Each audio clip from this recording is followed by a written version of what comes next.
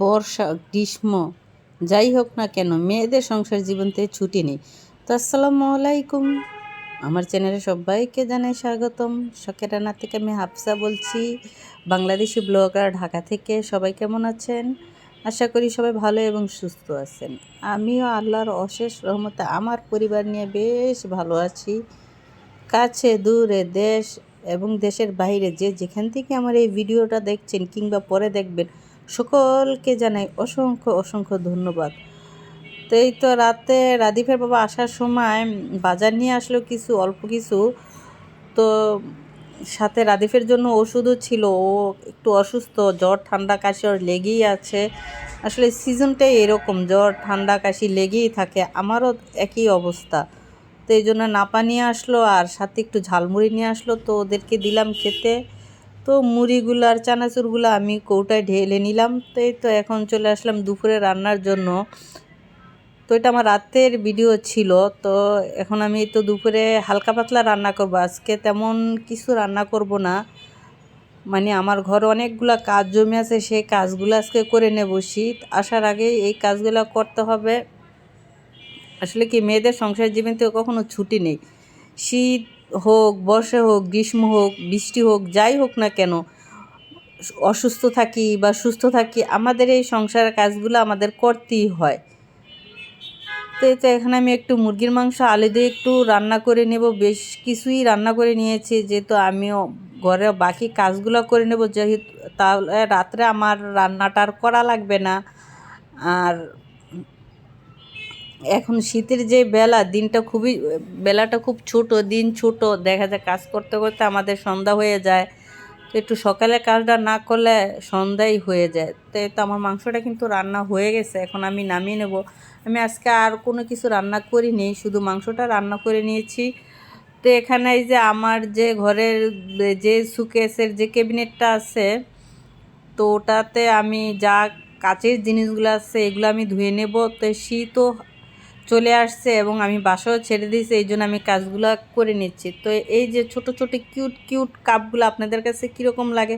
আমার কাছে তো বেশ ভালো লাগে। তো এই কাপগুলোর বয়স অনেক হয়েছে, প্রায় 8 থেকে 10 বছর হয়ে গেছে। তো এই কাপগুলো দিয়ে আমি কাউকে চা দেই না, কারণ কাপগুলো বেশ ছোট। তো সবাই ভাবে চা অল্প হয়, এই জন্যে ভাবে যে আমি কিপটে, যে চা অল্প হয় দিকে এই কাপগুলো দিয়ে দেই। তো যাই হোক, শীতের ভিতরে এই কাজগুলো আমি করে নিচ্ছি।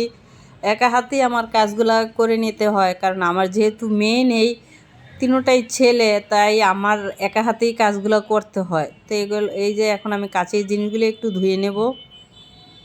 তো যাই হোক, এখন আমি কাজগুলো করে নেব।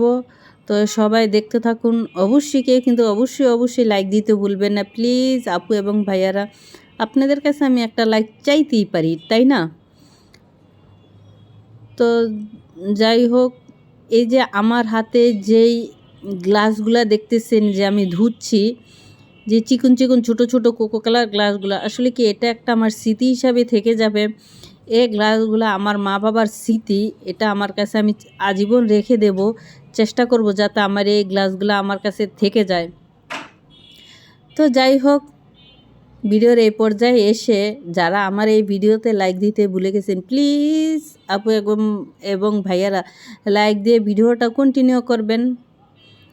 তো আমার এই ভিডিওটি যদি কারো বেশি ভালো লেগে থাকে, অবশ্যই চাইলে আমার চ্যানেলটি সাবস্ক্রাইব করে আমার পাশে থেকে যেতে পারেন। আর যদি বেশি ভালো লেগে থাকে, অবশ্যই আমার এই ভিডিওটা শেয়ার করে অন্যকে দেখার সুযোগ করে দিতে পারেন। তো যাই হোক, কেউ কোথা থেকে আমার এই ভিডিওটা দেখছেন, যদি ফেসবুক থেকে দেখে থাকেন অবশ্যই ফলো দিয়ে রাখতে পারেন, আর যদি ইউটিউব চ্যানেল থেকে দেখে থাকেন অবশ্যই সাবস্ক্রাইব করে নিতে পারেন। এই তো আমার কাজগুলো কিন্তু হয়ে গেছে। তাও কাজগুলো করতে করতে আমার প্রায় সন্ধ্যা হয়ে গেছে। তো কথা বলতে বলতে কিন্তু আমার কাজগুলো হয়ে গেছে, তারপরও আমার কাজগুলো করতে করতে প্রায় সন্ধ্যা হয়ে গেছে, যেহেতু শীতের বেলা। তো এখানে আমি না, রাদিফের বাবু আমাকে অনেকটা হেল্প করেছে কাজে। তো এই জিনিসগুলো আমি ধুইছি ঠিকই, কিন্তু এই যে কিচেন র্যাকটা আছে, এটা রাদিফের বাবা আমাকে ধুয়ে হেল্প করেছে। তো কার ভিডিও আমি করি না, বলছে দেখো শিখা, আমাকে কিন্তু আর ভিডিও করবে না, মানুষ দেখলে কি বলবে। তো যাই হোক, এই যে আমার কিন্তু যাওয়ার প্রস্তুতি, গাট্টি গুল হচ্ছে, বস্তায় বস্তায় জিনিসপত্র ভরা হচ্ছে। তো এই কথা বলতে বলতে কিন্তু আমি একদম ভিডিও শেষ প্রান্তে চলে আসছি। যারা এই পর্যন্ত এসে ধৈর্য সহকারে আমার ভিডিওটা দেখেছেন সকলকে জানাই অসংখ্য অসংখ্য ধন্যবাদ।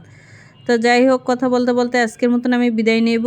সবাই ভালো থাকবেন, সুস্থ থাকবেন। পরবর্তী ভিডিওর দেখার আমন্ত্রণ জানিয়ে শেষ করছি। আল্লাহ হাফেজ।